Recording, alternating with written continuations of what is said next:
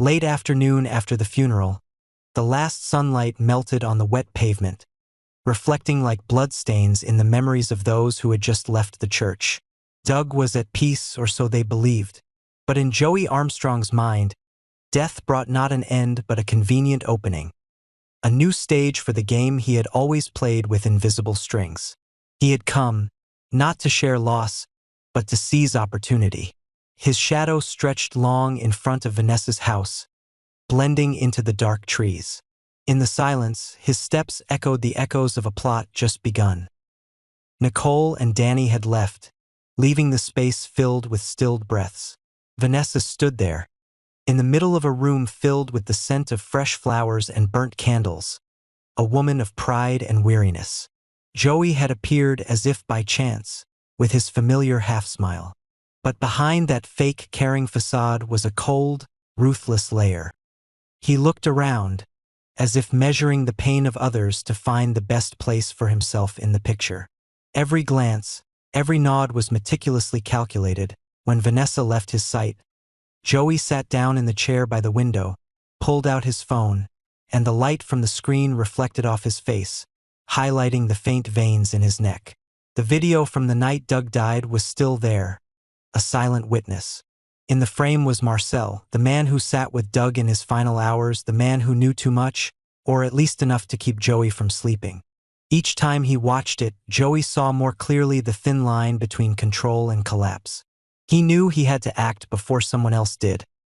With a few cold strokes, he erased the detective's name from the original data, creating a clean copy, something that could be presented as honest evidence if necessary. It was a perfect mask, like the man himself. Behind it was a twisted truth, where Doug had died in a drunken stupor, gambling and guilt, and Joey was the one behind the scenes orchestrating it all, or at least benefiting from it all. Marcel wasn't exactly a witness. He was a time bomb, a fragment that could explode at any moment if someone touched the wrong memory. Marcel survived that night, but what he saw, the way Doug collapsed, the sound of the bottle shattering, the brief look of panic before the screen went black, still lingered in his mind. Joey understood that it wasn't necessary to kill someone to make them disappear. Sometimes it was enough to twist reality enough to make someone doubt their own memory. He began a series of subtle manipulations, planting the idea in Vanessa's head that Marcel was unstable, that he might be indirectly responsible for Doug's self-destruction.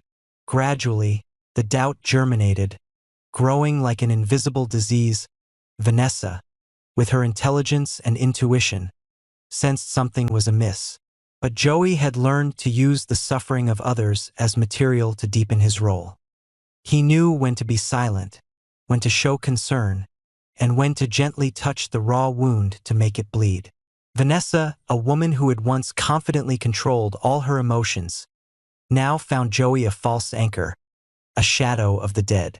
In the long, empty nights, when memories of Doug faded, Joey was the only entity that made her feel seen. And in that vulnerability, he installed himself as an inseparable part of her life. But Joey did not love. He only possessed. In his mind, Vanessa was nothing more than another witness, someone who could be kept, manipulated, or discarded as needed. The way he looked at her, slow and cold, always contained a layer of calculation.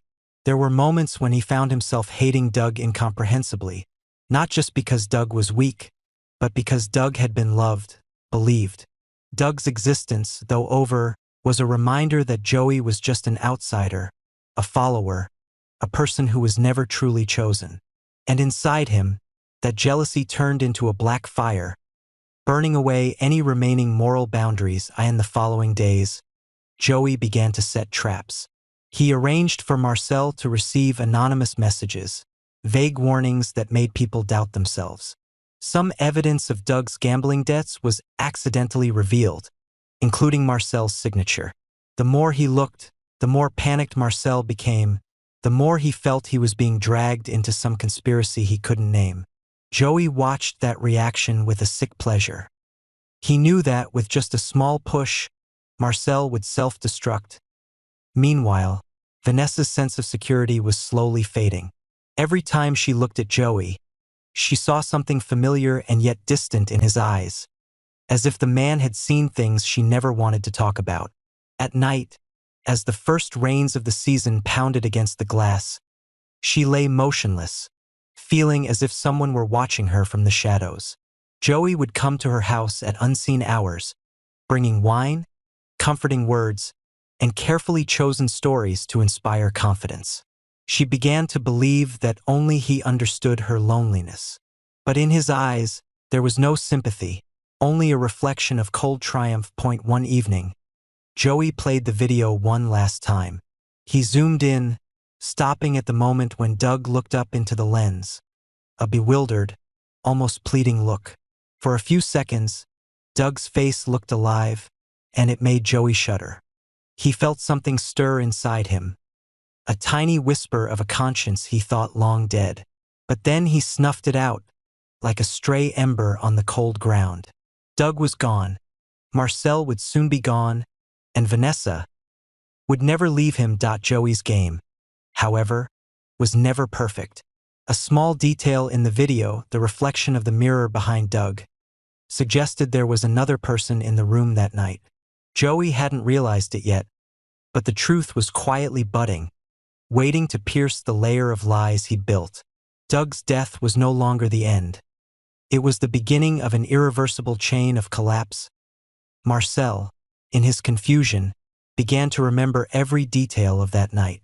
He wasn't sure what he'd seen, but his instincts told him something was wrong. The more he avoided it, the more he was drawn toward Joey's darkness. The two were like two poles of magnetism, one manipulator and one fearful, bound in a spiral of guilt and truth. Joey Armstrong continued to play the role of loyal friend, comforter, the man Vanessa thought she could rely on. But in his eyes, the only light left was caution. He knew no matter how much evidence he erased, how many memories he killed, the truth would always exist in the minds of those who witnessed it. And once it awoke, nothing could stop it. Outside, the rain fell again. Inside, Joey sat silently, watching the drops of water drip from the window ledge, like a countdown to the bomb named Marcel. He knew he couldn't stop the explosion. He could only choose when it would go off, and who would be closest when it all fell apart. Was Marcel really an important witness or just a pawn in Joey's game? Marcel sits next to Doug on Doug's last night, but does he know too much about Doug's death and the secrets Joey is hiding? Is Marcel in danger?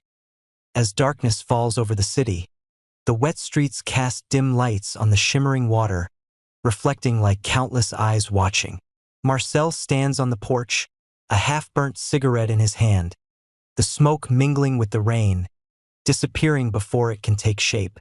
His whole body is covered in a layer of cold dampness, like the night dew, like the guilt he carried from that fateful night. Memories of Doug still appear, the laughter, the sound of broken glass, the sudden fall. But something is wrong, always stuck in his mind like an empty space that has not been filled. From the anonymous messages, the rumors, Marcel begins to feel that someone is manipulating the truth. He feels himself being watched, tested, gradually erased from the picture that he himself once played a part in. The feeling made every breath come in short gasps, like breathing in the smell of rusted iron and blood. He didn't know who was running the game, but every time he thought of Joey Armstrong, his heart turned cold. There was something in the man's gaze, the overly calm of someone who knew more than he should. Joey still appeared around Vanessa, like a stubborn shadow that refused to leave. He walked into that house as if it were his own, leaving traces of his control in every little detail. The wine glass on the table, the picture frame moved a few centimeters, the faint scent of perfume lingering on the stairs. Vanessa began to recognize that presence. It no longer brought a sense of security, but gradually became an invisible pressure that weighed on every breath. She no longer believed in coincidences. From a small scratch on Joey's hand, she remembered the night of the funeral, when she saw him leaving the old warehouse where Doug had worked, where the police said nothing was wrong. Those little pieces of the puzzle began to fall together in her mind, as if an invisible hand were turning over the back of a picture that had once seemed perfect, Joey, meanwhile, remained confident that everything was under control. He watched Marcel through reports, knew he was starting to ask questions, even reaching out to old acquaintances of Doug's. He found it exciting, not because he was afraid of being exposed, but because it made him feel the pulse of the game again, the thing he was addicted to more than anything. In his dreams, Joey found himself standing in front of a room full of mirrors, and in each mirror was Doug's face, pale and silent, staring at him with accusing eyes. He woke up in the middle of the night, drenched in sweat, but still trying to convince himself that guilt was just someone else's weakness. One morning, Vanessa found a small hard drive in Doug's old folder. She didn't remember ever seeing it before. Inside were several unedited videos, and in a blurry frame, reflected from the mirror behind Doug, there was the silhouette of another man. Not Marcel, not Doug. Tall, broad-shouldered, with a fleeting look on his face, but enough to make her heart clench. In that moment, every piece of her shattered. All the caring actions, the gentle looks, the long, quiet nights with wine, it was all just an act. She understood that she had not only been emotionally betrayed but also used to erase the traces of a crime. But Vanessa did not cry. She just sat there silently, her eyes empty, as if her emotions had been sucked out. Marcel came to see her that night, his face pale, his gaze evasive. He told her about the messages, about the feeling that someone wanted him gone. Vanessa said nothing, just handed him the hard drive. When Joey's image appeared, Marcel stepped back, his hands shaking. He understood that the person hunting him was the one who had once patted his shoulder, once pretended to share the pain of losing his friend. From there, everything moved like a flood. Joey realized the video had been copied when he discovered the hard drive was gone.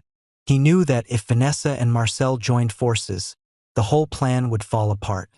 He drove through the rain into the house where the dim lights still flickered in the night. His mind was blank, save for his survival instinct, the thing that had saved him through years of lies. The house was unnaturally quiet. Joey stepped inside, his wet shoes leaving long tracks on the wooden floor. The air smelled of mold and electronics, a sign of something that had just been turned on. He recognized a faint sound coming from the living room, a video playing. The screen projected an image of himself, standing behind Doug, staring directly into the lens before the lights went out. Everything was dead silent, except for the steady patter of rain. Joey stood still. A strange feeling crept into his chest. Not fear, but the stark realization that for the first time in years, he was no longer in control. In that moment, he saw Doug again, and himself in the mirror, a man with a calm face but empty eyes. He understood that sin never disappears. It only changes form, hiding in the shadow of the one who did it. Vanessa stepped out of the shadows, wordless.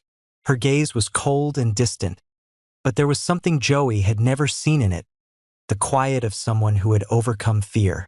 She didn't need to scream, didn't need to cry. Her silence was a heavier sentence than any accusation. Joey stepped back, feeling the room shrink around him. Marcel waited outside, holding the USB drive containing the only copy of the footage. He didn't know what he would do, hand it over, or keep it as a form of redemption. But he knew, no matter what, none of them could go back to the way they were. Doug's death had opened a chasm, and they had all seen their own bottom in it. Joey left the house at dawn, walking aimlessly. The rain washed away all traces on the road, leaving only his long silhouette in the dim streetlights. He felt light, but not because he was freed, but because he knew everything was out of reach. There was nothing left to hold on to, nothing left to lose, only the sound of rain mixed with the slow heartbeat, like counting the seconds of someone drifting away from the real world. Inside the house, Vanessa opened the window, letting the cold wind rush in. She looked down at the wet street, where the lights reflected long streaks of a disappearing figure. There was no anger in her heart, only the numb emptiness of someone who once believed in something that was not real. Somewhere, Marcel still wandered the city, carrying the video as evidence of a truth that perhaps no one wanted to hear. And amid all the silence, Doug's name rang out like a scar, no longer human, but a symbol of the guilt of the survivors. Joey might still be breathing, but the rest of him had died that same night, along with the indelible video. Marcel took the remaining footage to a media acquaintance. But when he opened it, the file was encrypted, the end gone. A brief line appeared, like a message from someone who knew the end. "Don't look for me. There was never just one guilty party." He stared at it for a long time, then erased it, as if erasing any hope of redemption. From there, the story of Doug's death and Joey's disappearance faded into silence. But in places less visible, an old file photo, an unpaid liquor bill, a corrupted recording, there were still fragments of truth. Was Joey the killer or just a cover for another crime? Did Doug really die of alcohol, or did someone stage it to make it look like an accident? And was Marcel, the only survivor of the night, really just a witness, or did he also carry something unsaid? No one has an answer. Only the night, every time it falls, evokes the image of Doug's face reflected in the opaque mirror, where Joey's shadow still stands, waiting, unclear whether in the past, in the mind, or in the present, spinning, because sometimes the scariest thing is not the crime, but the feeling that it is still going on, even when all the witnesses are gone.